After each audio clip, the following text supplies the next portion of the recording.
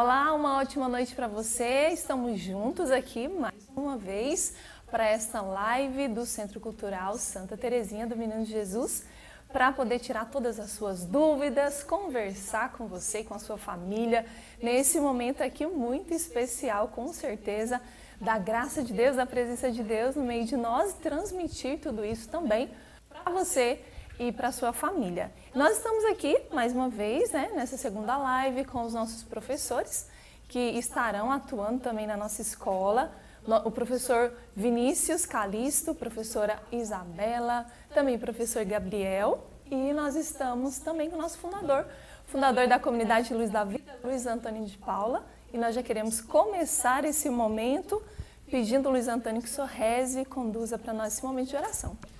Uma excelente noite a todos que estão nos acompanhando, ansiosos para saber um pouco mais sobre o nosso Centro Cultural. Pedimos desculpas pelo atraso, problemas técnicos de comunicação, mas o que importa é que estamos aqui para glorificarmos a Deus com o nosso sim a Ele. Vamos juntos então rezar, proclamar as maravilhas de Deus em nossa história. Em nome do Pai, do Filho e do Espírito Santo. Amém. Amém. Ave Maria, cheia de graça, o Senhor é convosco.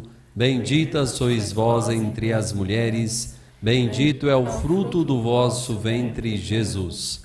Santa Maria, Mãe de Deus, rogai por nós, pecadores, agora e na hora de nossa morte. Amém. Glória ao Pai, ao Filho e ao Espírito Santo, como era no princípio, agora e sempre. Amém. Imaculado Coração de Maria, seja a nossa providência. São José, rogai por nós. Santa Terezinha do Menino Jesus e da Sagrada Face, rogai por nós. Em nome do Pai, do Filho e do Espírito Santo. Amém. Amém.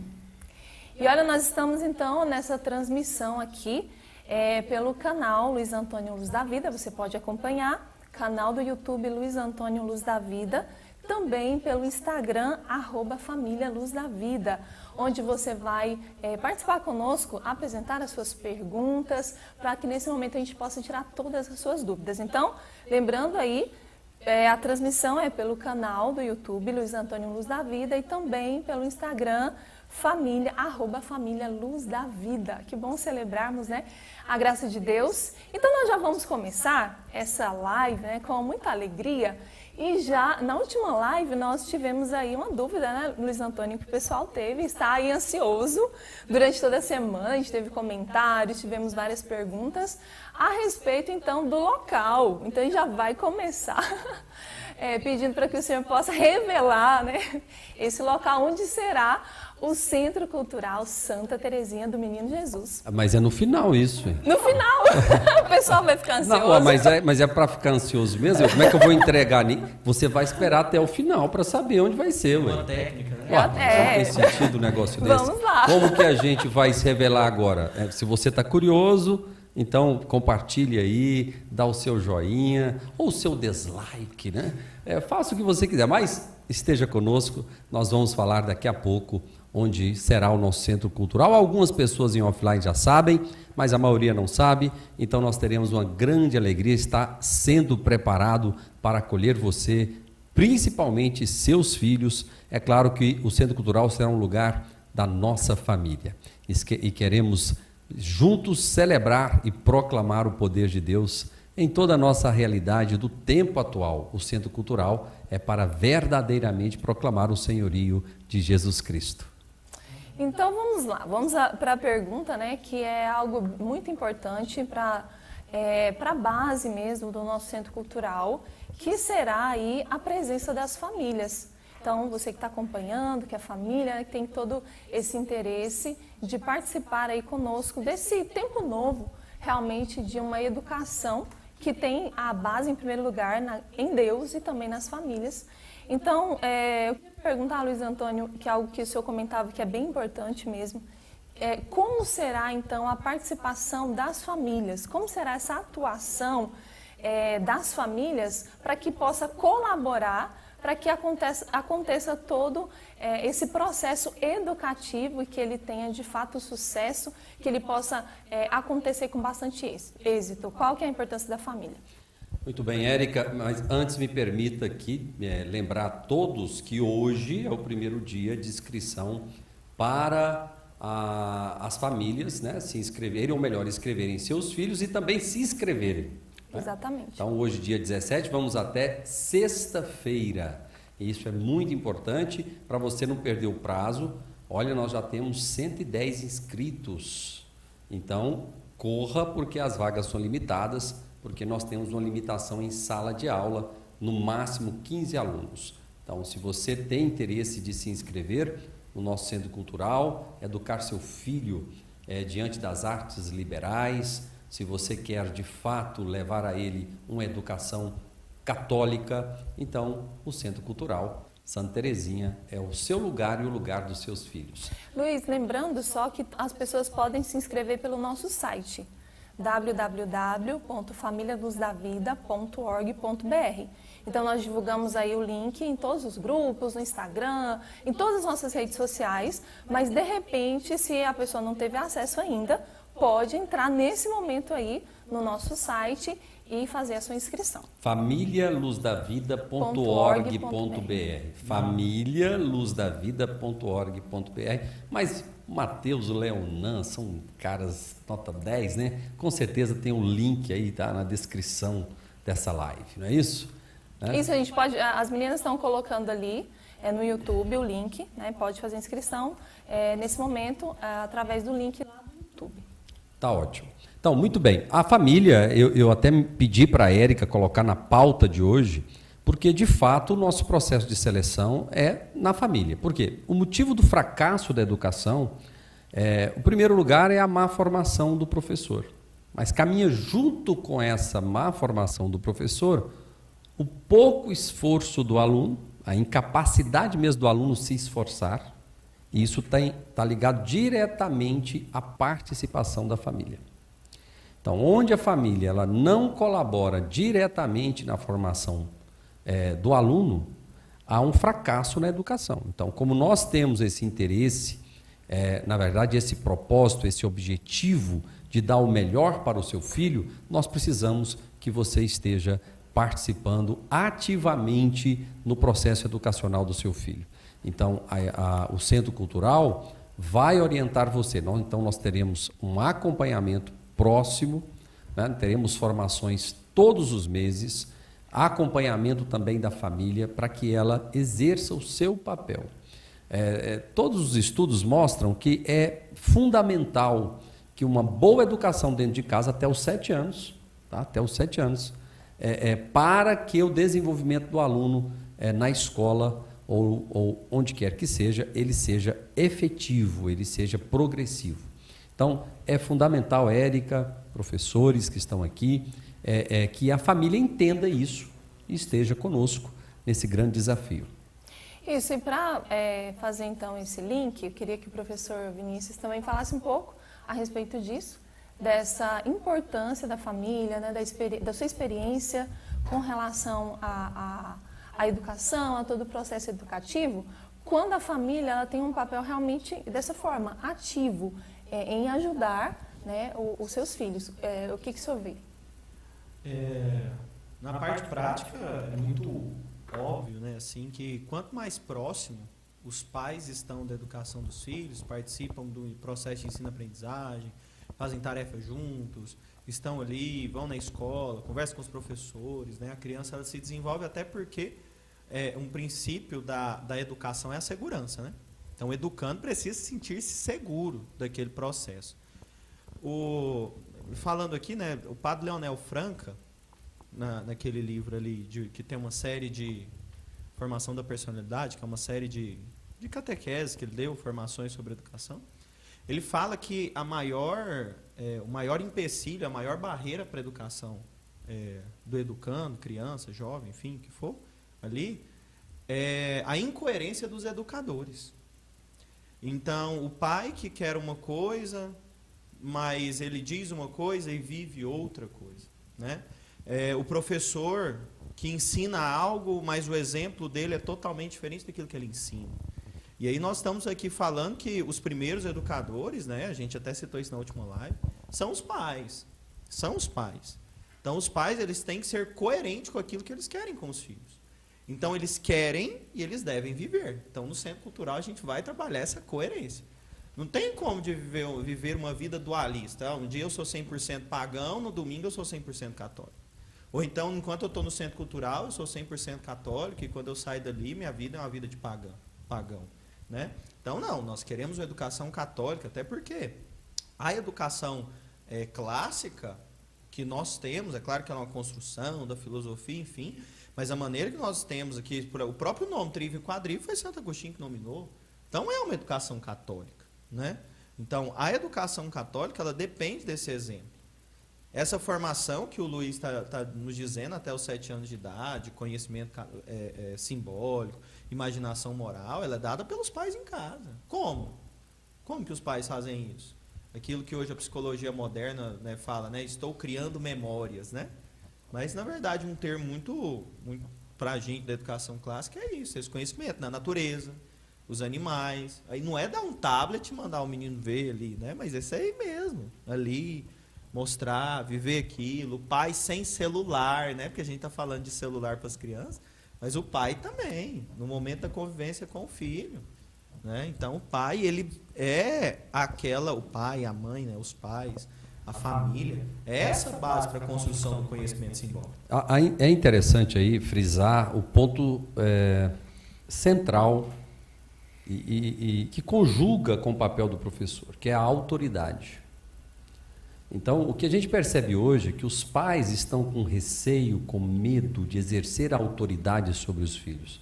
Então, há um excesso de autoajuda, que eu não vou dizer nem de formação psicológica, porque não é.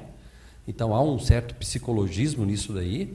Então, os pais estão cada vez mais inseguros, e pais inseguros geram filhos doentes, incapazes até mesmo de obedecer uma sala de aula, obedecer o professor, a figura de autoridade, seja onde quer que ele esteja. Então, a primeira figura de autoridade, a criança, ela apreende em casa, com o pai e com a mãe. Então, é algo que precisa estar muito claro, né? Então, educar o filho para que reconheça a autoridade. Educar o filho para que também fale a verdade, exerça ali o seu papel dentro de casa, sempre falando a verdade, que é algo que a gente sabe que é um grande desafio para as crianças. E também a justiça. São essas 3 coisas mais importantes. E um outro ponto importante diante da fala do professor Vinícius é a questão que algum pai, mãe pode estar pensando, não, mas eu vou ter que ser perfeito? Não, não é isso. Você precisa estar disposto a viver o processo conosco. A sua dificuldade, a sua fraqueza, então, ela será também ajudada por quem for lhe acompanhar.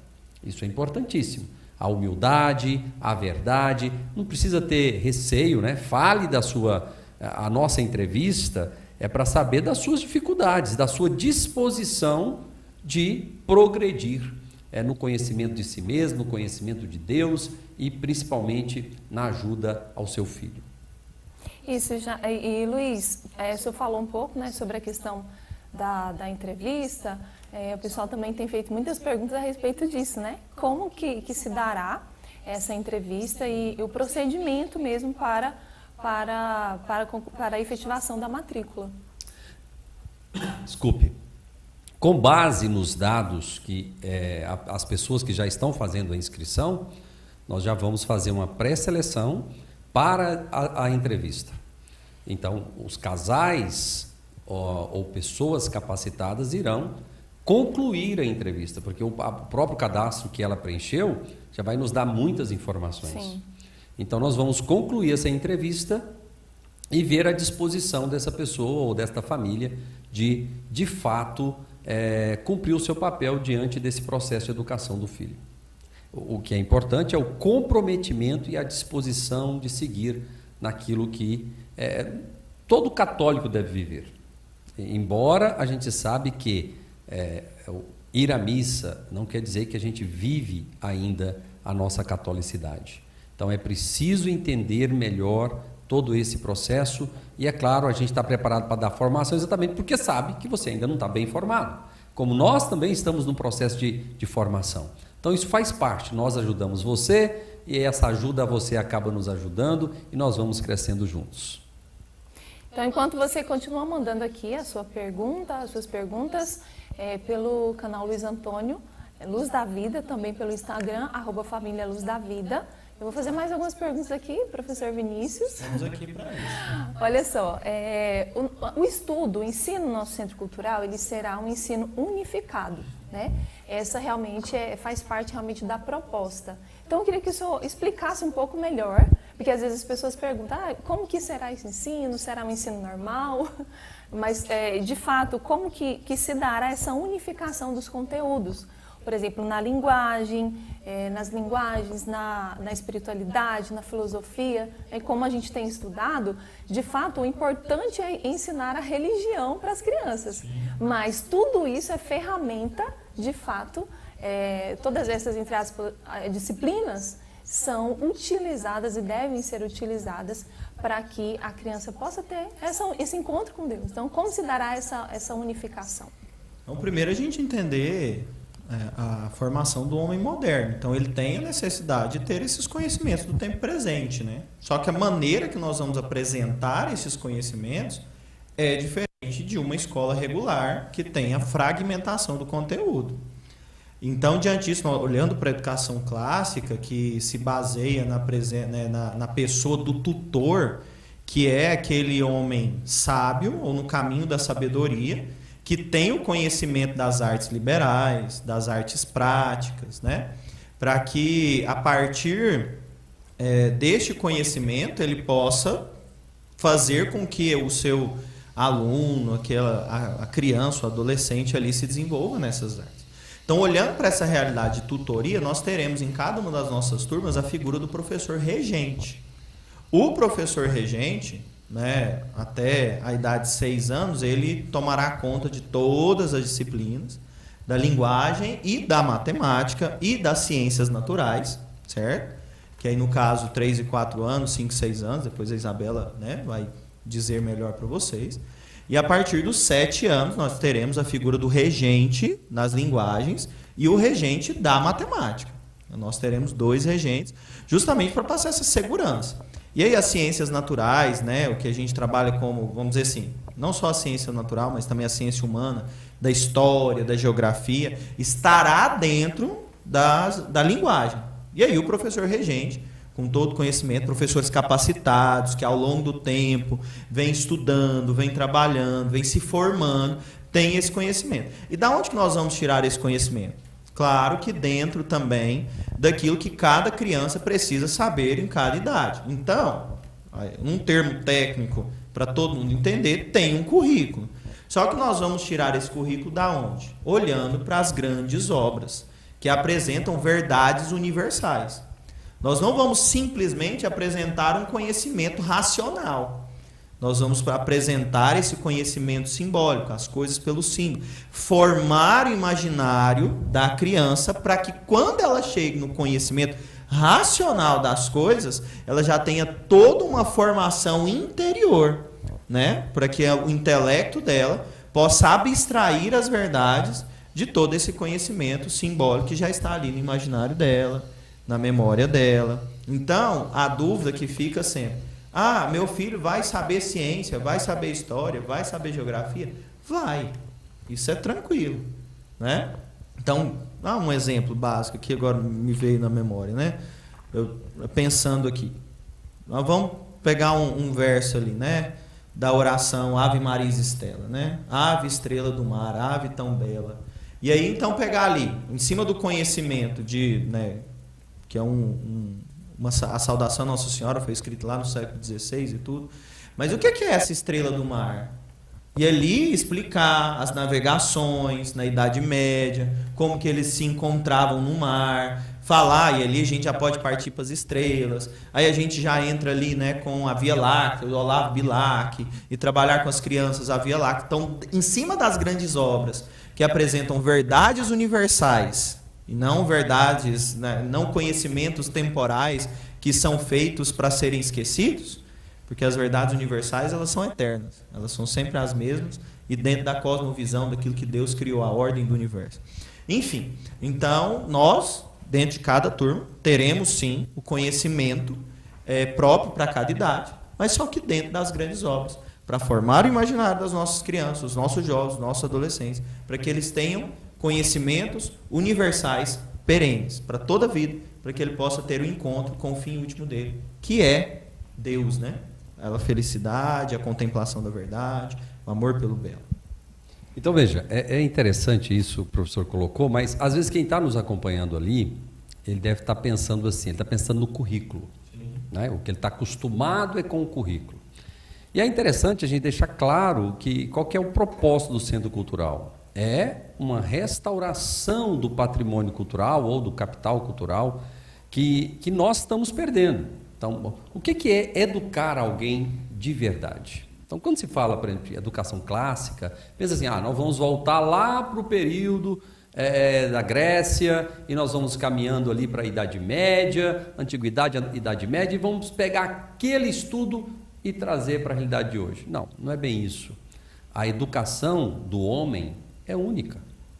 O problema é que nós fomos fragmentando o conhecimento do ser humano a ponto dele perder sua capacidade de conhecimento.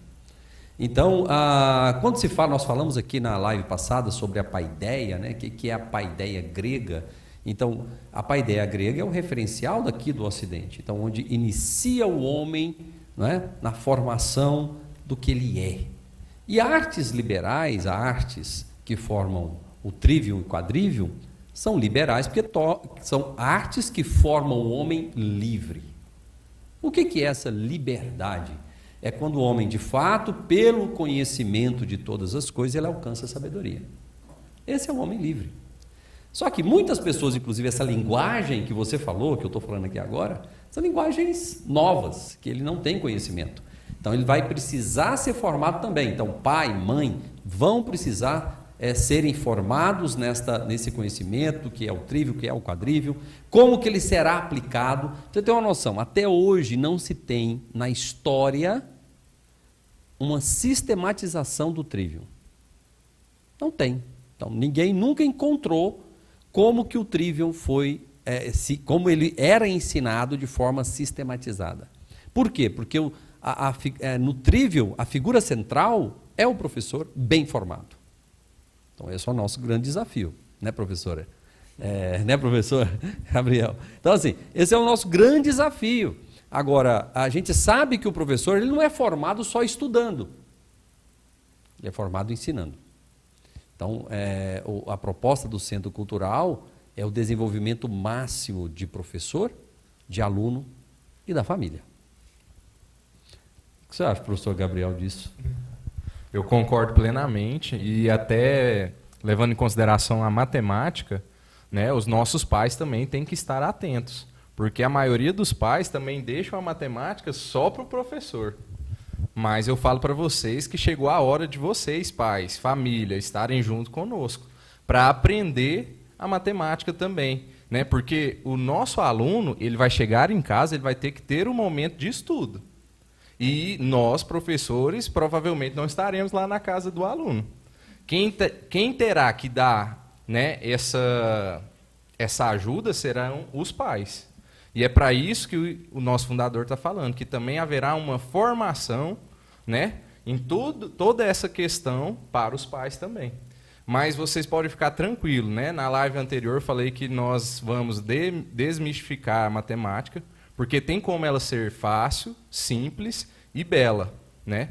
E então vamos juntos para que o seu filho seja bem informado e todos nós consigamos chegar aonde nós queremos chegar, ao nosso fim último. Tem uma frase de Santo Agostinho que eu sempre trago assim para os jovens, né, quando eles vão falando da matemática e tudo, ele fala assim: é impossível conhecer a Deus sem antes saber matemática.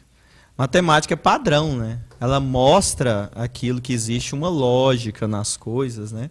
E ali você conhece Deus, você vê. Então, a matemática tem essa capacidade que outras disciplinas não têm do assombro, né? Todo mundo já teve essa coisa gostosa de você estar fazendo uma conta matemática, que você está lá e quando você descobre, você... Nossa, é uma luz. E assim, é um conhecimento de uma verdade, que está por trás de um padrão, né? O que é lindo, né, professor Vinícius, é que a matemática ela é toda feita de padrões, sequências. Então, existe uma lógica em tudo.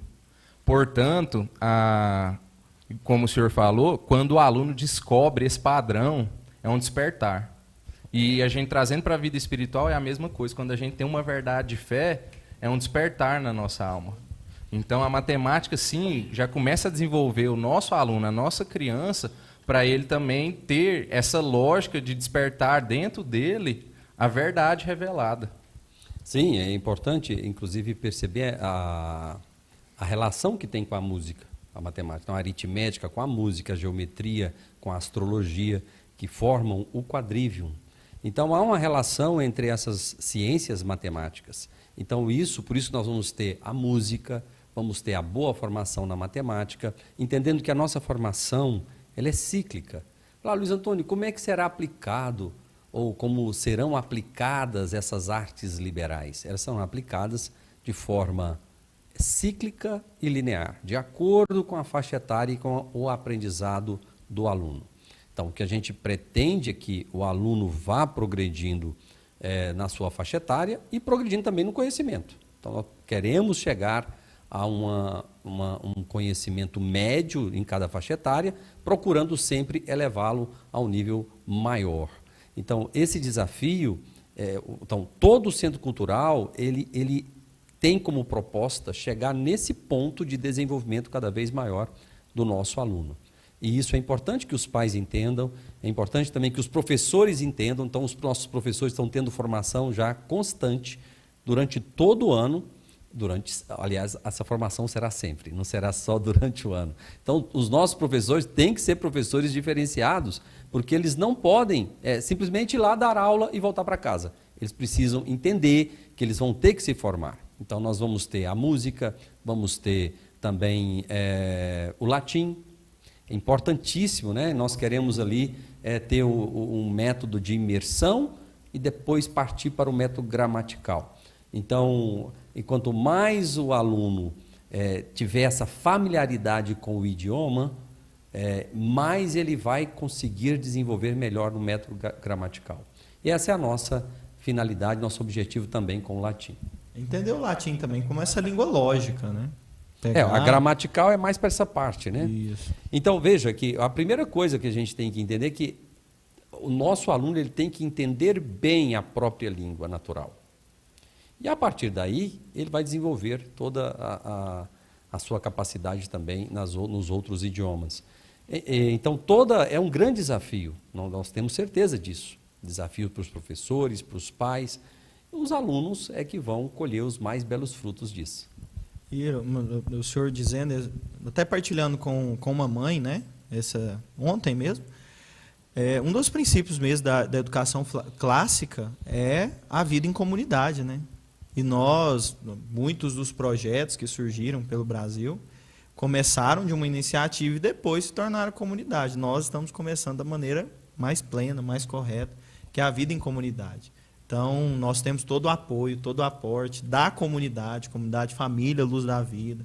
Nós, para acompanhar as famílias, acompanhar as crianças e respondendo a pergunta mesmo, claramente, nossos alunos terão todo o aporte do conteúdo que está, mas de uma maneira diferente. Então, fique tranquilo, nós estaremos caminhando com o seu filho e contigo aí nos conhecimentos necessários para cada faixa etária. Professora Isabela, vamos então chamar aqui a participação das mulheres, né? Professora, algo que vai ser muito importante no início dos nossos trabalhos no Centro Cultural, a gente conversava muito sobre isso, estamos estudando sobre isso, né? E essa é a avaliação diagnóstica para iniciar, para ver em que situação, em que momento que o aluno está. Então, eu queria que a senhora explicasse, falasse um pouco sobre isso. Então, essa avaliação diagnóstica vai acontecer de 3 até 14 anos, né? Ou seja, todos os alunos vão passar pela avaliação diagnóstica. O que seria essa avaliação diagnóstica, né? A pergunta também é saber onde é que o meu filho está, né? Como que eu vou pegar essa criança, da onde ela está, e desenvolver, né? Como o Luiz falou, desenvolver até o seu máximo ali, para a sua faixa etária, Como eu vou desenvolver até o máximo? Aí entra a avaliação diagnóstica. Na primeira semana, na segunda semana, nesse momento de conhecimento, né, do professor com o aluno, nós sentarmos mesmo, individualmente, né, com cada aluno, primeiro, com uma avaliação de leitura, né, essa avaliação de fluência de leitura, compreender até os 14 anos. Ah, mas meu filho já lê bem, né? Porém, na alfabetização no geral, né, acontecem muitas falhas, muitos buracos, e acontece que a gente, adulto, de repente está lendo, come palavra no texto. Na nossa cabeça pode ser que a compreensão aconteça, né, mas ali a gente comeu uma palavra do texto, acontece uma confusão ali na leitura. Então, tudo isso tem que ser curado, né? Tudo isso tem que ser curado para eu pegar uma obra literária e ser capaz de ler literalmente. Então, essa avaliação acontece de 3 a 14 anos. Como? Né? Sentando individualmente, né? Cada regente vai sentar individualmente com essa criança e vai expor um texto ali, né, para a criança e avaliar a leitura da criança. O professor de matemática vai fazer ali uma avaliação diagnóstica também na primeira e segunda semana. Eu digo primeira e segunda semana porque pode ser que, como seja individual, né, de maneira muito profunda, né, criteriosa, isso não aconteça na primeira semana, só na primeira semana, então passa para a segunda.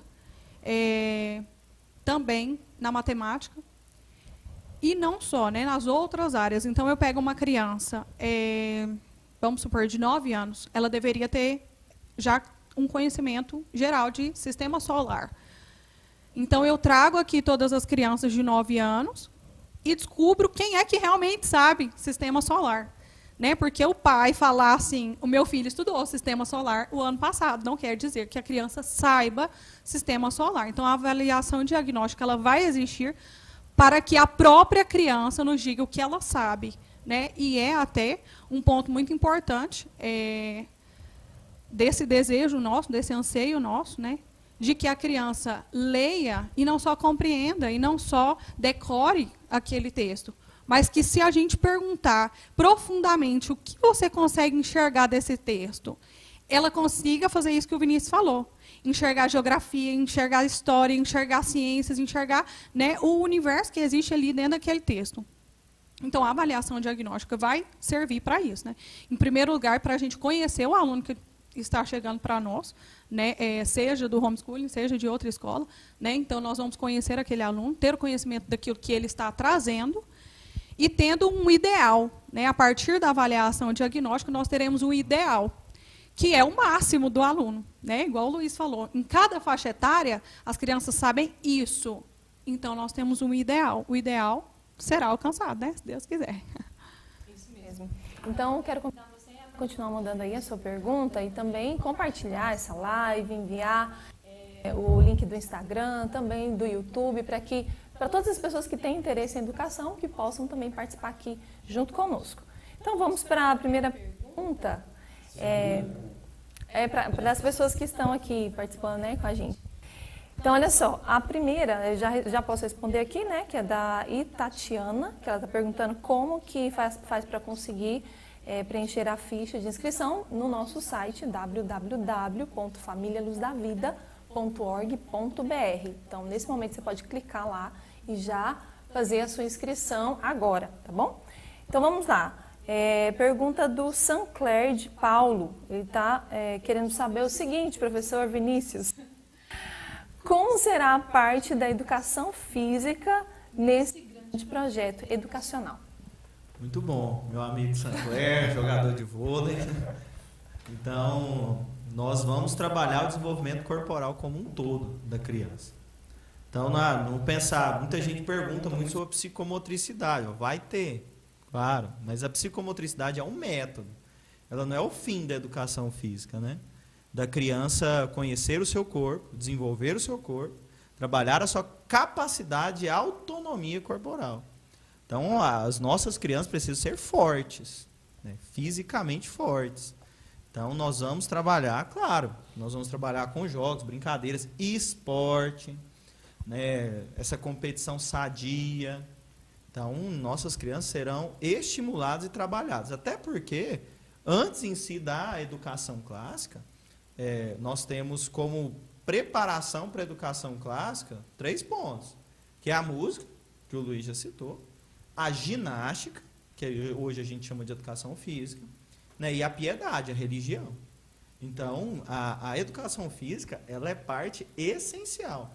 Até se a gente for pensar, né, os grandes pedagogos, como o Monsenhor Álvaro Negromonte, Padre Leonel Franca, e trazendo também para a educação clássica, o primeiro ponto da educação, no desenvolvimento, né, seria a física, o corpo, desenvolvimento físico.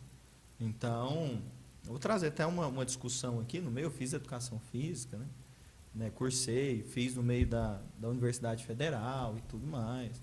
Hoje tem as teorias, né, que a educação física é simplesmente um relacionamento com o mundo, né, de uma maneira diretamente abstrata, de um desenvolvimento simplesmente psicomotor, né, esquecendo esse desenvolvimento físico de força. Então, a Isabela pode falar isso com propriedade, os pedagogos.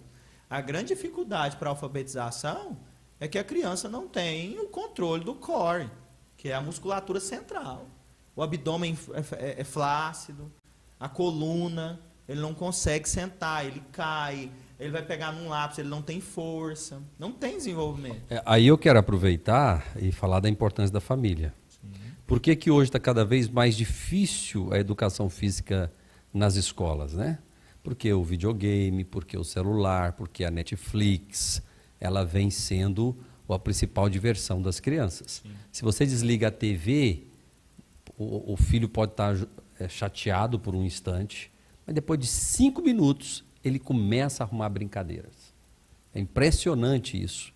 Então, às vezes, o mau desenvolvimento do filho é em função até mesmo do costume, do mau costume que ele tem. Então, o bom costume adquirido em casa vai facilitar muito o trabalho na escola, o trabalho no centro cultural. Então, isso é importante. E falar um pouco da espiritualidade. Quando você disse da espiritualidade, a liturgia, ela não pode ser superficial. Sim. Porque o grande risco é a gente perder a reverência. Então, ter a missa, ter a liturgia das horas apenas como uma prática litúrgica de forma superficial. Não. Então, o propósito do centro cultural, a gente não acredita que nenhuma educação, por melhor que seja, possa dar certo, se não houver, juntamente com essa formação, o progresso espiritual. Então, isso aí é fundamental.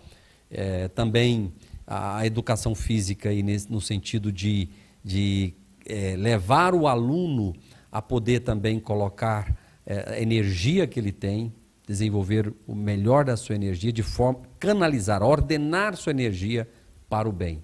Isso é importante. A fraternidade é algo também fundamental. É muita coisa, né? A gente vai falar aqui, vai falar umas 5 horas.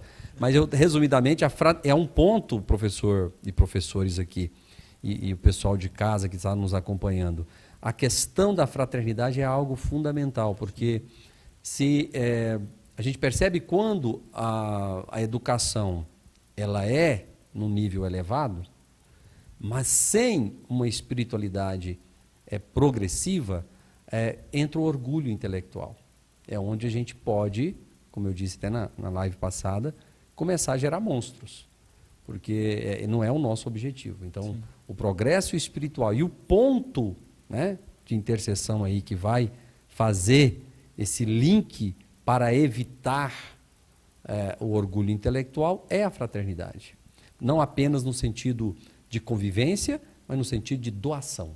Porque o cristianismo é isso, né? A vida em abundância que a gente recebe, se é em abundância, ela vai transbordar para o outro. Isso não se pode esquecer. E uma coisa, o senhor falando da vida fraterna, né? A vida fraterna e a educação física. O que o senhor citava sobre o videogame e tudo, tira a capacidade imaginativa das crianças de construir brincadeira. Então, a gente vê... Desculpa aí, mas vou falar só uma coisa. É claro que vai dar mais trabalho para os pais. Sim. Os meus filhos, vou falar um negócio pra você, rapaz, mas vai gostar de criar brincadeira com coisa que não pode, rapaz. Árvore, né? Aqui mesmo na comunidade não, tem gente que fica eles de cabelo acharam em pé. um imã hoje lá em casa e foram lá nas minhas ferramentas testar o imã dele nas minhas ferramentas. Perderam meus parafusos tudo, rapaz. Então, assim, uma graça. no centro cultural, é bom a gente fazer esse momento, a gente ir. No centro cultural, as crianças serão felizes.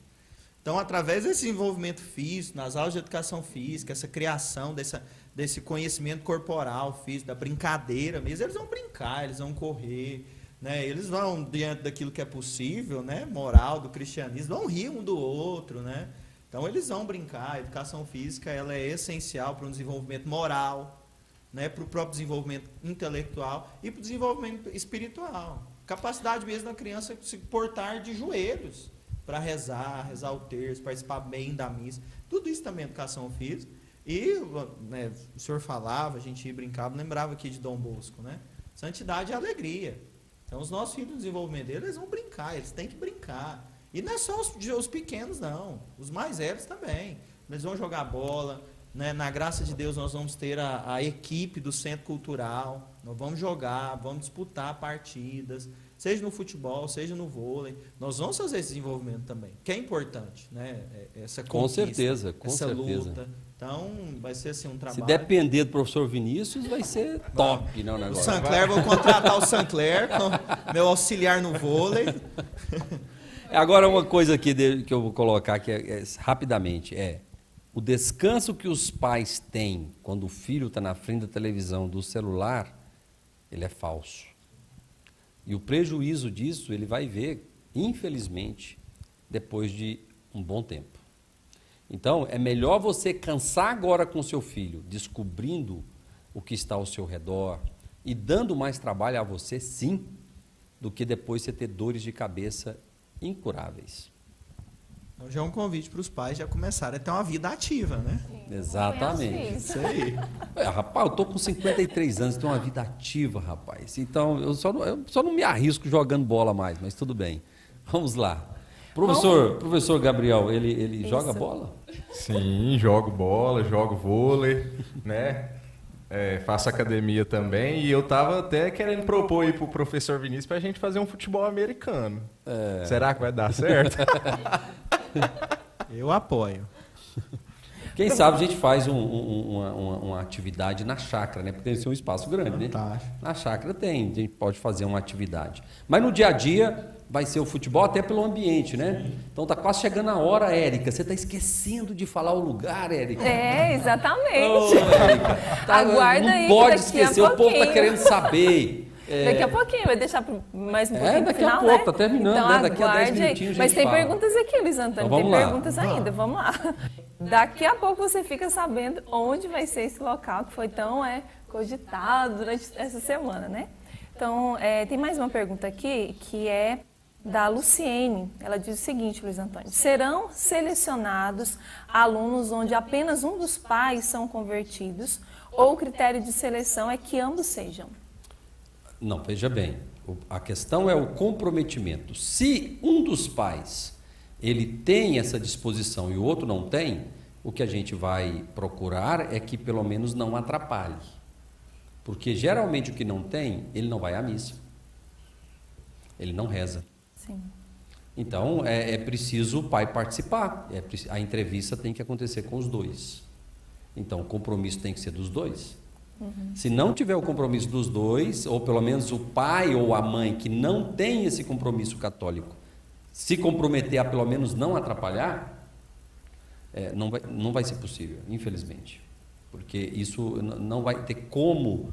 Eu já tive várias propostas, avós pedindo para acolher os filhos, mas os pais eles não têm nenhum compromisso. Então eu digo, infelizmente, não podemos acolher. É importante a gente perceber que a gente está começando a nossa casa e ela tem que ter um bom alicerce. Não é porque a gente não quer, é porque é para o bem realmente. Então, exigir isso dos pais é para o bem dos próprios pais.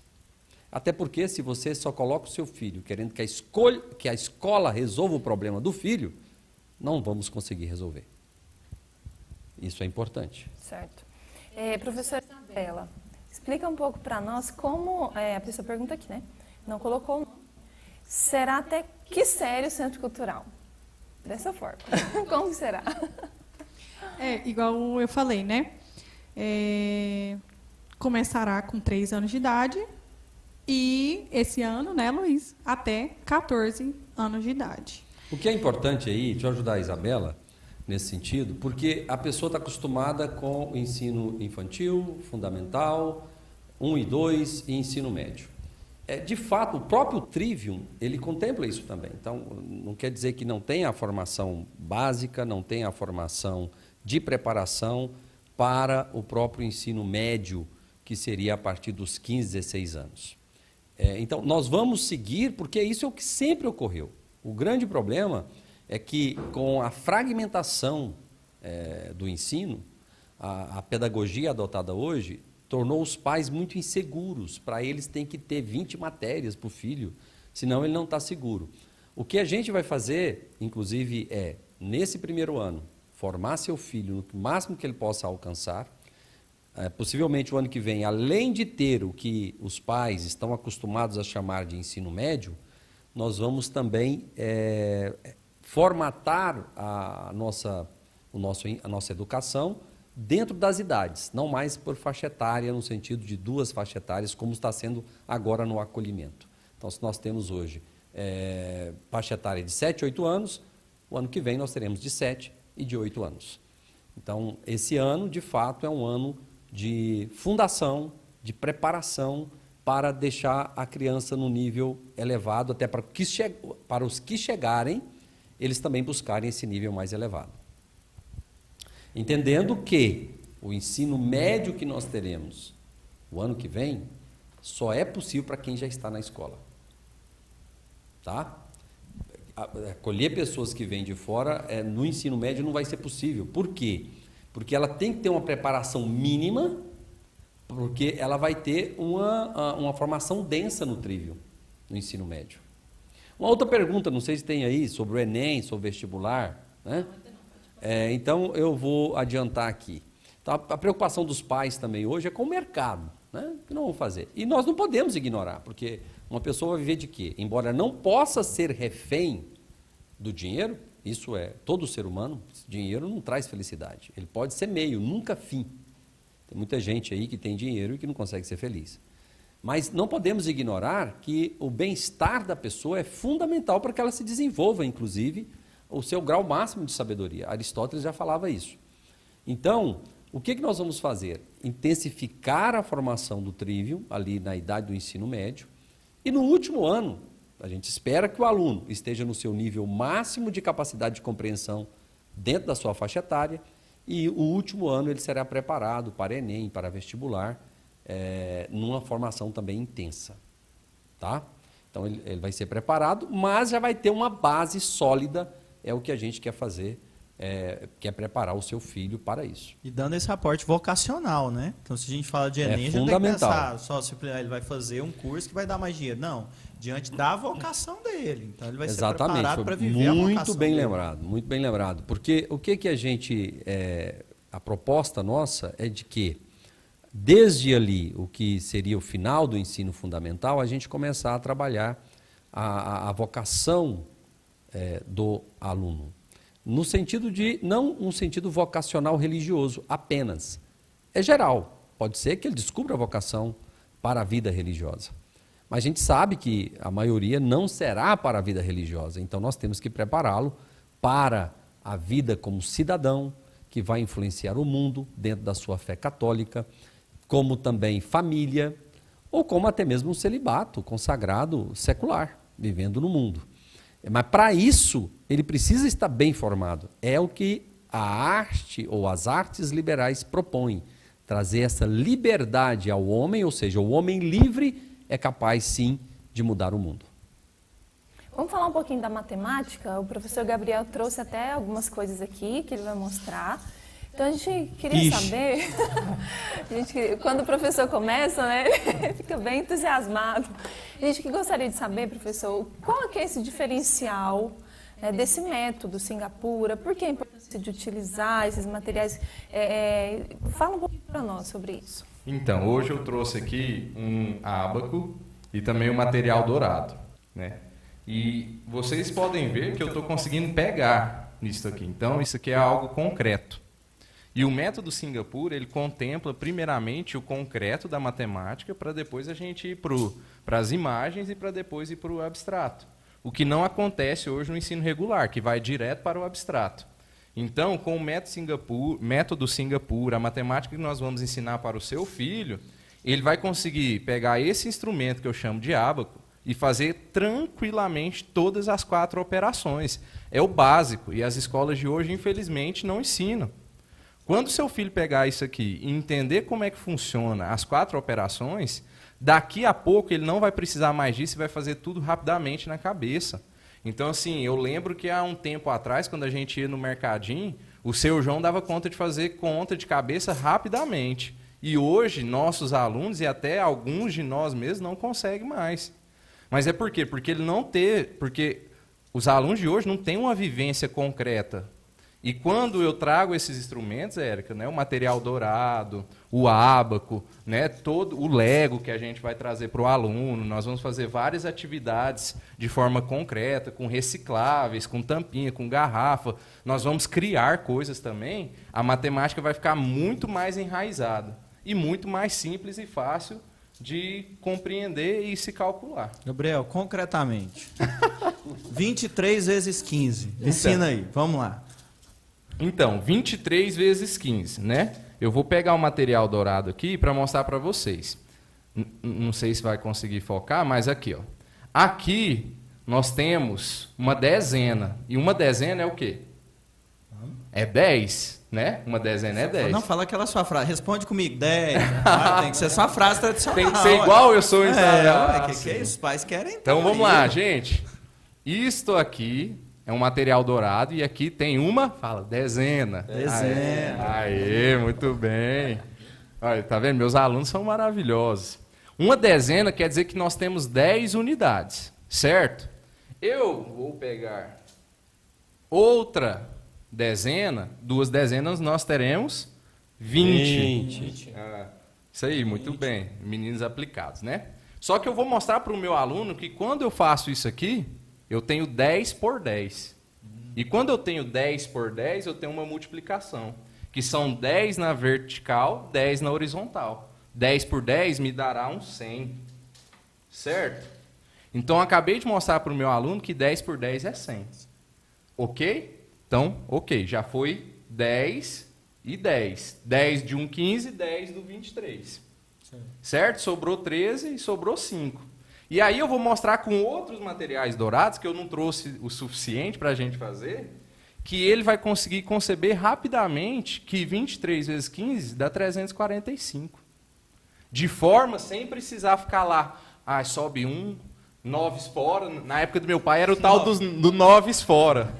9 fora, sobe 1, não sei quanto. Não vai precisar disso, porque ele vai fazer isso mentalmente, mas lógico, depois de ter passado por isso aqui. Depois de ter passado pelo concreto, depois de ter passado pelo ábaco, que eu consigo fazer as 4 operações aqui. Né? Por exemplo, aqui nós temos 10 anéisinhos em 10 linhas. Então, 10 vezes 10 dá 100. Então, nós temos 100 aqui. Então, nós damos para fazer toda a tabuada aqui. Primeiro, ele vai fazer de forma concreta. Vai lá, contando um por um, certo? Depois de um tempo, brincando com isso, se divertindo com isso, a gente guarda isso aqui e aí a gente vai para o mental. Lembrando que eu criarei, e os outros professores da matemática também, competições de tabuada, de cálculos mentais. Porque o ser humano tem a capacidade de fazer isso. Só que a gente vem perdendo tanto isso pelas coisas automáticas. Para que eu preciso disso se eu tenho uma calculadora? Sim. Acaba que perde até a questão de meditação. Né, o imediatismo. Eu tenho um instrumento tecnológico que já vai fazer isso para mim. Por quê? Então as pessoas estão ficando cada vez mais dependentes dessa tecnologia. E a matemática ajuda no conhecimento abstrato, né? Até na própria meditação. Exatamente. Então as pessoas às vezes têm dificuldade de meditar, então a matemática vai ajudar. Exatamente. Nós estamos aqui para fazer o nosso aluno também, num certo momento, ele vai demorar para fazer essa conta de cabeça. Mas depois ele vai conseguir fazer isso de forma rápida. E é muito bom ele estar nessa parte lenta, que é a parte da meditação. Porque ele vai criar dentro da mente dele várias formas de calcular. Então, quando você pensa, o senhor falou aí, quanto que é 23 vezes 15? A gente pode fracionar o 23 entre 20 e 3, o 15 entre 10 e 5, fazer vários cálculos ao mesmo tempo dentro da nossa mente para conceber o resultado final. Né? Então, assim, é maravilhoso, mas isso tem que ser partindo do concreto.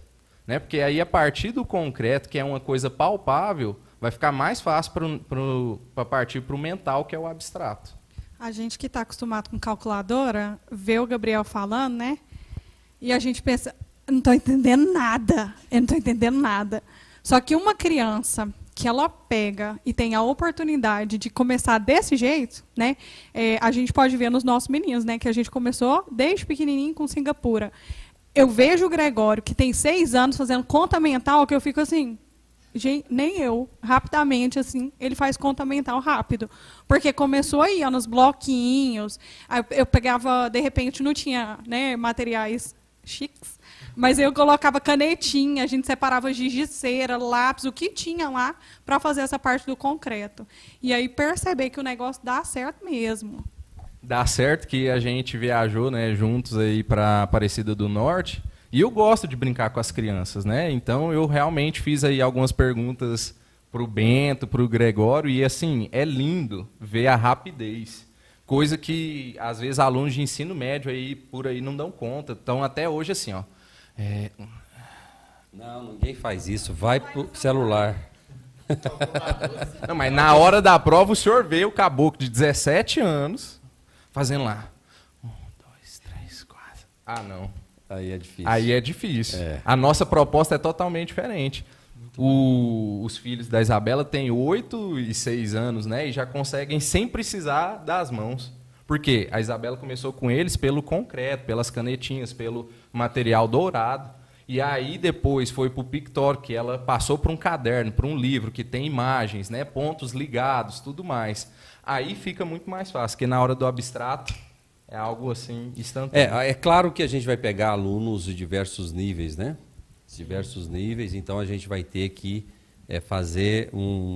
dar um complemento, um reforço nesses alunos. Um trabalho de acompanhamento individual, né? Acompanhamento. E com família. Até respondia também outra pessoa, né? Que o filho tem certo, né? Está com 7 anos, ainda não é alfabetizado. Então, peraí, nós vamos fazer um trabalho junto. Em comunidade, família, vamos ver o melhor meio, o melhor método. Nós vamos dar o método de alfabetização. É claro que nós temos algumas.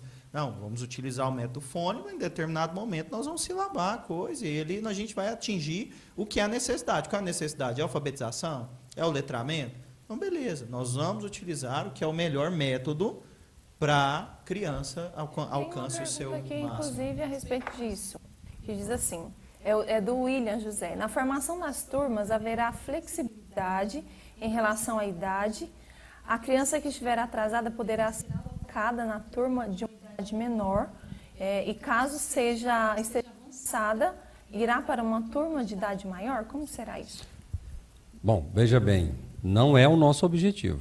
Nosso objetivo é, se ele está no nível inferior àquela faixa etária, a intenção é prepará-lo através do acompanhamento para ele acompanhar aquela turma.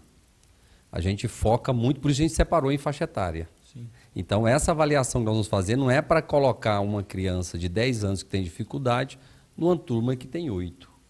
Às vezes, até, dependendo da formação, vai lá para que tem 7, 6. Então, não é o nosso objetivo. Nosso objetivo é permanecer na turma que tem 9, 10, e aquele que sabe muito, ele será o referencial da turma. Sim. Será exigido, se ele tem 9, 10, ele é o melhor da turma, não vamos passar ele para 12. Ele vai ser o referencial de 9 e 10 para que os outros alcancem ele. E a turma de 11 e 12, ela também vai ter aquele que vai desenvolver melhor e que vai puxar os demais. Então, a intenção nossa não é alocar a nível de idade. Não. Nós queremos que naquela faixa etária ele chegue naquele referencial de sala de aula que ele vai ter lá e com o acompanhamento do professor. E não apenas só em sala de aula. Se em sala de aula não for suficiente, juntamente com a família, né, com o assentimento da família, ele terá o reforço na parte da tarde. E tem uma coisa também, assim, que em relação à convivência, né? Estar na idade adequada, né? A convivência, ela se torna sadia Sim, também. Se com a gente certeza. colocar uma criança, por exemplo, mas o meu filho já sabe ler. Aí eu pego uma criança de 5, 6 anos e passo lá para a turma de 7 anos. Pensa nessa criança quando tiver na turma de 13, 14, ele vai ter 11. Né? Então, os assuntos... pedir para essa criança amadurecer antes da hora. Né? Ela não Sim. vai viver ali o que ela precisa na hora dela, né? Na turma dela. O que os pais têm que estar muito, muito atentos é que o objetivo é elevar o nível no máximo. Então, se a gente tem alguém que está desenvolvendo muito bem, ele será exigido mais, mas dentro da sua faixa etária, e será o referencial para os demais. Temos aqui mais perguntas do YouTube, só lembrando que vai ser revelado o local do Centro Cultural. Então, Você lembrou, né? Até eu já estava esquecendo. então continue aí, que vai ser Momentos revelado até o decisivos. final.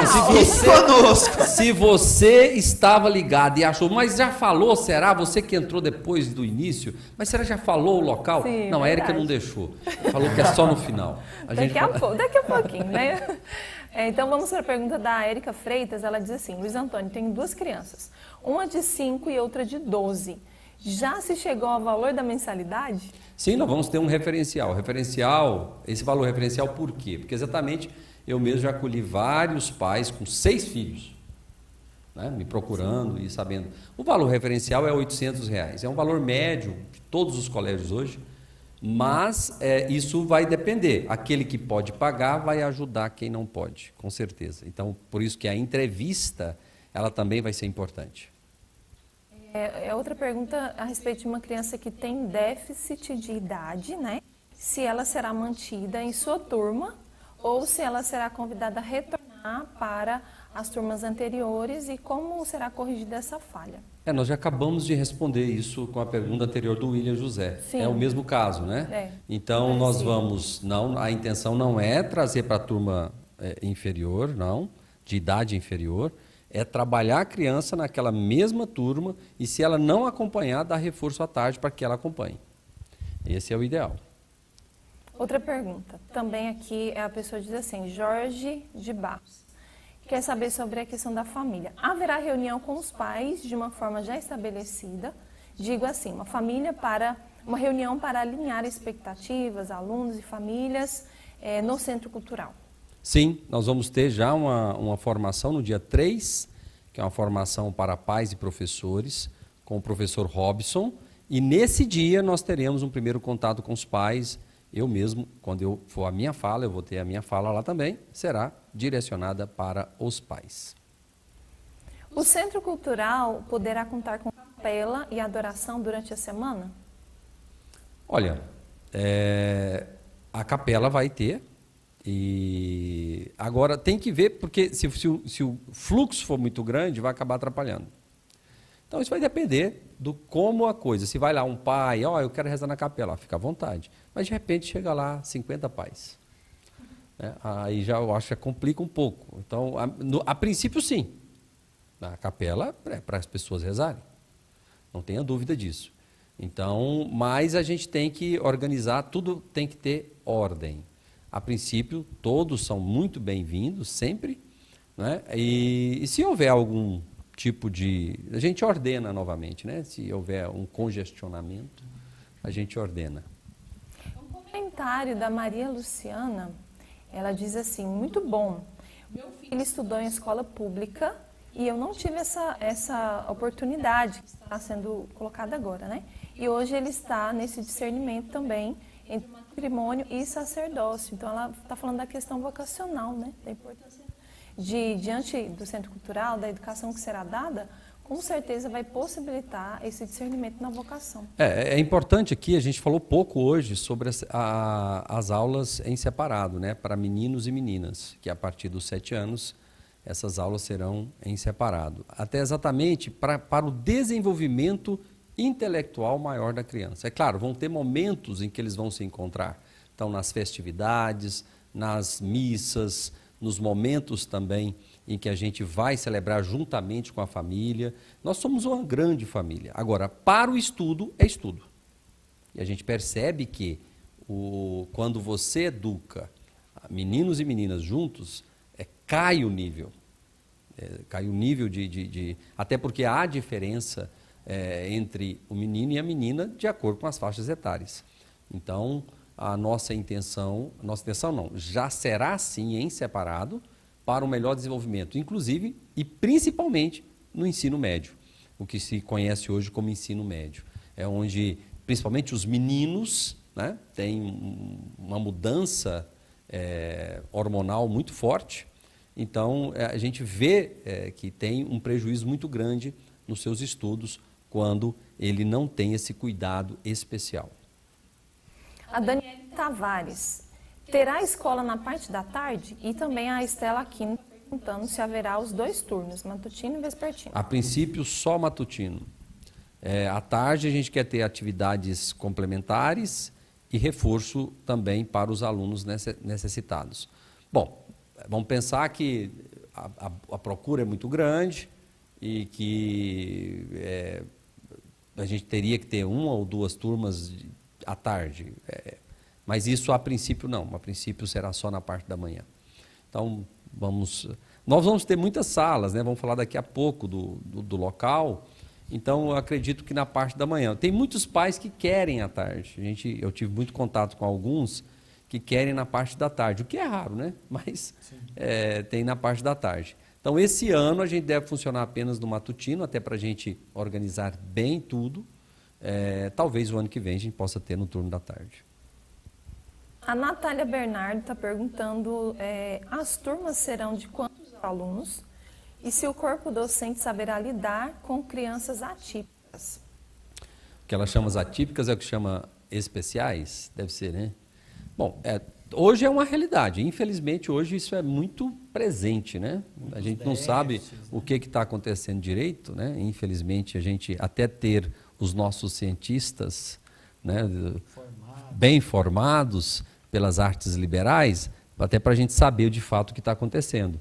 Se é uma questão de alimentação, se é uma questão genética, o que está acontecendo para que tenha tantas crianças com problemas. São várias. Então, nós vamos ter que lidar com isso, porque essa é a realidade. Olha, veja bem, nós não podemos fugir a situações porque elas são difíceis. Nós não podemos também negar a realidade. Nós devemos sempre buscar o bem. Então, este é o princípio que vai reger todo o nosso trabalho. Agora, isso será também algo na entrevista, na própria matrícula, que isso será trabalhado com a família. Ela perguntou também, fundador, quantas crianças terão em cada turma, né? Então... Sim, embora nós já falamos, mas a gente repete, claro, nós teremos no máximo 15 alunos por sala de aula, tá? Esse é o máximo. Então, a gente vai tentar manter 12, e aí passa, até porque sempre tem muita gente querendo, então a gente vai estender aí no máximo para 15 alunos. O Ivan Mendanha diz assim, como o Centro Cultural irá atender às exigências legais relacionadas a currículo escolar? Da mesma forma que todo centro cultural segue aquilo que ele está falando. Não é uma escola, é um centro cultural. Então, terá um sistema de arquivo, onde nós vamos arquivar. Eu não sei qual que é a intenção, porque se o centro cultural, veja bem, ele é uma proposta diferente de escolarização. E o pai ele tem que estar ciente e seguro disso. Então, ele não pode querer ir lá para o centro cultural e querer ter uma escola com currículo de 20 matérias. Se ele quer isso, ele mantém seu filho na escola. É simples. Então, eu entendo a preocupação muito mais que aquilo que a gente falou, porque o nosso sistema acostuma os pais com o currículo. Sim. Né? E o currículo torna você escravo. E com as formas de comprovação, boletim... Exatamente. Não tem nenhum meio melhor de você mostrar o seu trabalho do que o resultado. Sim. Então, eu falo isso com muita clareza para alguns pais que me procuram. Eu digo assim, olha, se você está inseguro, não venha para o centro cultural. Não venha. Continue onde você está. Eu vejo que é esse o caminho, porque ela tem que entender a proposta. Nós estamos aqui para isso, inclusive. Sim. Né? Agora, podemos tornar escola? Podemos. Vamos ver. Vai depender de algumas coisas aí, políticas, a gente vê como que o MEC vai conduzir a coisa. Não é nenhum problema, talvez, no futuro. Eu percebo uma insegurança nos pais em relação assim. O aluno chega ali com 17 anos, né? E aí ele precisa ter a comprovação do ensino médio da escola feita para conseguir entrar numa faculdade. O senhor poderia explicar como se daria isso, então, dentro do Centro Cultural? Não, mas hoje isso é muito claro. Hoje, para você, o próprio Enem é a comprovação que você tem o ensino médio. O Enem hoje tem o Enseja. Então, hoje não é problema. Inclusive, as famílias que educam os filhos em casa, elas já sabem disso. Sim. Nós aqui na comunidade, então nós temos vários jovens que vêm para cá, antes de terminar o ensino médio, estudam aqui, depois faz o Enseja. E o próprio Enem também te dá a garantia de que você vai poder entrar na faculdade. Inclusive, o resultado. Sim. Esse é o resultado. E teremos reuniões, né, com os pais, com a pergunta anterior, né, para mostrar isso. E ele Exatamente. Também trazer a troca de experiência e tudo. Exatamente. E teremos maneiras de registro de atividade. Terão atividade, papel, folha, tudo. O que a gente tem que entender é que é uma educação do seu filho diferente de escolarização. Sim. Isso tem que ficar claro. Se você quer ter esse sistema de escolarização, que é o que a gente está acostumado, e por isso que a gente se sente seguro, entre aspas, fala assim, mas eu quero uma escola que tenha 20 matérias e tem, entre elas, religião. Fala, desculpe, meu querido, mas isso daí é uma enganação. Tá? Não adianta você tá lá dentro do sistema de currículo escolar e colocar apenas religião como mais uma matéria. Não vai produzir resultado nenhum. Então, como o nosso propósito não é esse, é de fato levar a formação do ser humano, considerando a formação do ser humano na sua dignidade, na sua transcendente dignidade, como diz a Igreja Católica. Ou seja, a dignidade do ser humano, por natureza, ela transcende, ela busca algo maior do que ela. E se ela não reconhece isso, ela está. Eles falam assim, mas isso é religião. Falo, mas o Estado é o quê? O que o Estado é? A gente acha que o Estado, quando fala assim, o Estado, eu já falei isso na última live, não falei? Sobre o Estado é laico.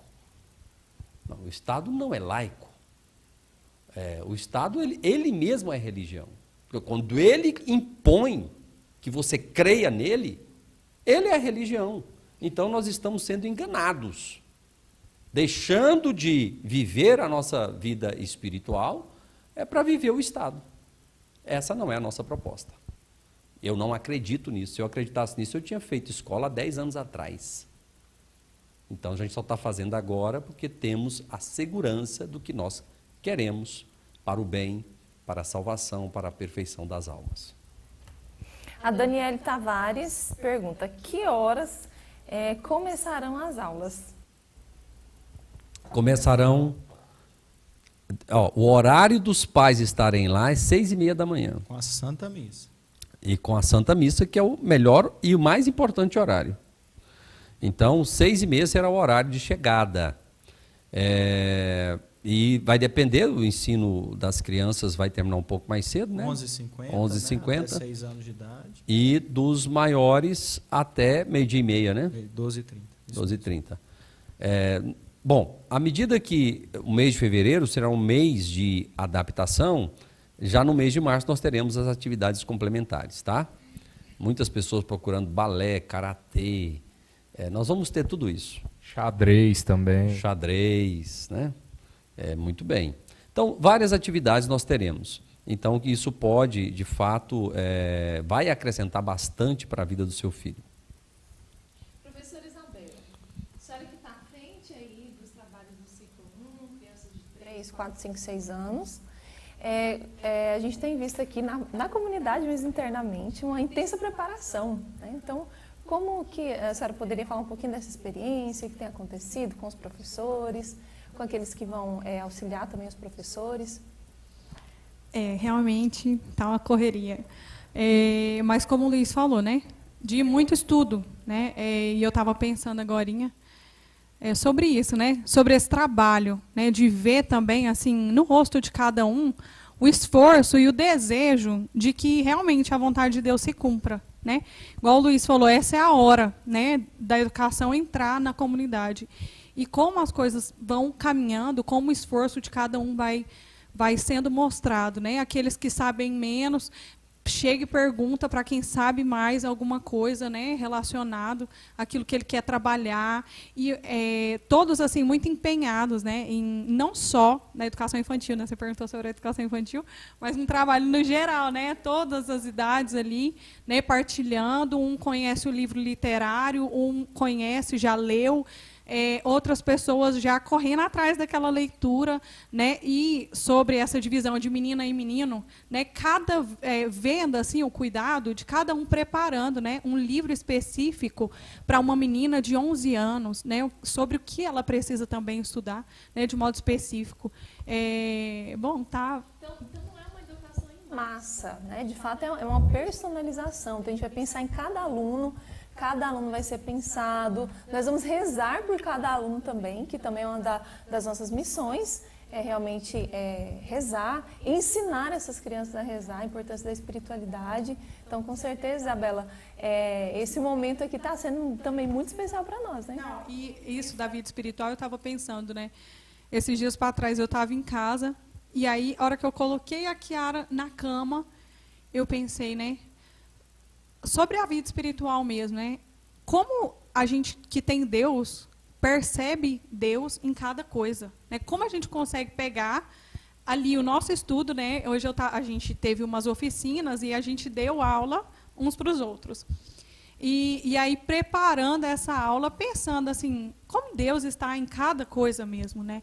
E como a gente começa aqui na comunidade, né? O dia já participando da Santa Missa, né? Uns que acordam mais cedo para rezar, os outros que vão rezando durante o dia, né? Perceber que a vida espiritual realmente é o centro do nosso trabalho, é muito especial, assim, em cada reunião, né? Em cada busca por materiais, perceber a sutileza ali, né? A presença de Deus.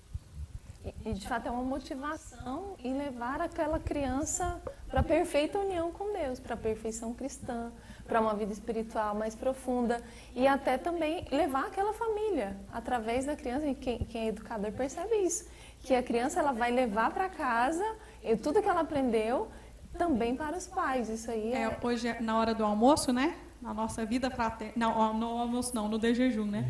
A gente estava falando sobre isso, né? Assim, quando a gente demonstra para a criança que aquilo é muito bom, ela quer viver aquilo. Então, a gente vai acordar às 6h30, acordar às 5h30 para ir para a missa às 6h30, porque é bom. Né? A família vai acordar toda animada, todo mundo animado, né? Mostrando para a criança que aquilo é a essência da nossa vida. E aí, chegar na escola também e ter todos nós, né, com esse rosto do Cristo, com certeza, assim, aquilo que eles vão aprender conosco, eles vão levar para os pais, né? E, se Deus quiser, assim, formando famílias novas, né? Chegou a hora, né, Érica? Estamos encaminhando, mas falta só um comentário e mais uma pergunta. Aí a gente já rápido, estamos chegando a 1h30 de live. Sim, olha só. O Marcel deseja parabéns, né, pelo esforço, a coragem de vocês, que Deus abençoe nesta linda e santa missão. Deus abençoe também. E outra pergunta da Mônica Viana, ela diz assim: terão condições de receber as necessidades especiais, TDAH, autismo leve, visão monocular, cadeirantes, como será? Essa avaliação vai ser na entrevista, né? Sim. Nós não temos condições de avaliar se vamos ser capazes de acolher uma criança com essas colocações. Nós estamos numa estrutura, a estrutura do nosso colégio, ou do nosso centro cultural, ele é suficiente para acolher essas pessoas. Lembrando que a coisa mais importante é a família. Tá? A família comprometida ajuda demais o esforço do centro cultural em acolher essas crianças. Então é importante não perder de vista. Por isso nós começamos a falar hoje da família. Tá? Então, porque se a família não está comprometida, você pode ter até um superdotado, ele não será acolhido. Estou dizendo isso muito claro. Ah, mas meu filho é muito inteligente. Tá bom. Então, mas se você não quer se comprometer, seu filho não será acolhido. Pergunta que não quer calar. O que o povo quer saber. Onde é o local que será o Centro Cultural? Para a glória de Deus, né, é um lugar preparado para esse centro cultural. Nós tivemos um zelo de buscar um lugar que atendesse às necessidades e às demandas das famílias. Então, o local é ali no setor rodoviário, ali na Avenida Anhanguera, próximo ao Dergo, né, ao terminal do Dergo. É onde funcionava a faculdade padrão. Aliás, ainda funciona. Então, nós vamos ter... Ali funcionava um colégio chamado Mais Padrão. No lugar desse colégio será o nosso centro cultural. Então nós teremos lá mais de 20 salas, toda a estrutura, estacionamento para acolher muito bem você e sua família. Tá? Então a gente está em preparação, as salas serão todas climatizadas, é o melhor para todos nós, para os seus filhos. Então vai ficar caro o ar-condicionado. Né? Nós já estamos aí com a preparação. Amanhã mesmo nós vamos fazer uma visita com a arquiteta para dar o toque final, para preparar principalmente a capela para acolher muito bem você e toda a sua família. Então, muitos já conhecem, né? Então por isso que a gente não queria revelar enquanto não tivesse tudo já preparadinho. É claro que não está tudo pronto. Semana que vem tem retiro aqui na comunidade, não vai ter jeito de fazer live, né? Mas na semana seguinte, nós prometemos trazer já imagens para você de como está nosso centro cultural, com tudo muito bem preparado, com muito carinho, mas acima de tudo, para glorificar o nosso Deus. Então louvamos a Deus por essa oportunidade, agora já sabendo, né? Que bom compartilhar com você esse momento aqui com a sua família. O momento com certeza é de tirar as nossas dúvidas, mas também de receber do coração sagrado de Jesus toda essa missão de evangelizar através da educação. Então louvado seja Deus, louvamos e bendizemos por tudo aquilo que está acontecendo, por todos os trabalhos, movimentações, que tudo isso com certeza é feito para você e para sua família. Então, pedimos também, Luiz, que o senhor reze um momento para encerrar conosco. Vamos pedir a proteção de Nossa Senhora, de Santa Teresinha do Menino Jesus, da Santa Face.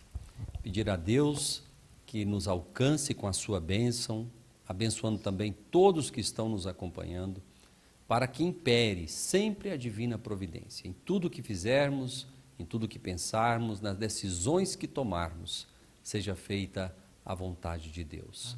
Pedimos tudo isso pelo Imaculado Coração de Nossa Senhora. Ave Maria, cheia de graça, o Senhor é convosco. Bendita sois vós entre as mulheres, bendito é o fruto do vosso ventre, Jesus. Santa Maria, Mãe de Deus, rogai por nós, pecadores, agora e na hora de nossa morte. Amém. Glória ao Pai, ao Filho e ao Espírito Santo, como era no princípio, agora e sempre. Amém. Imaculado Coração de Maria, sede a nossa providência. São José, rogai por nós. Santa Teresinha do Menino Jesus e da Sagrada Face, rogai por nós. Em nome do Pai, do Filho e do Espírito Santo. Amém. Amém.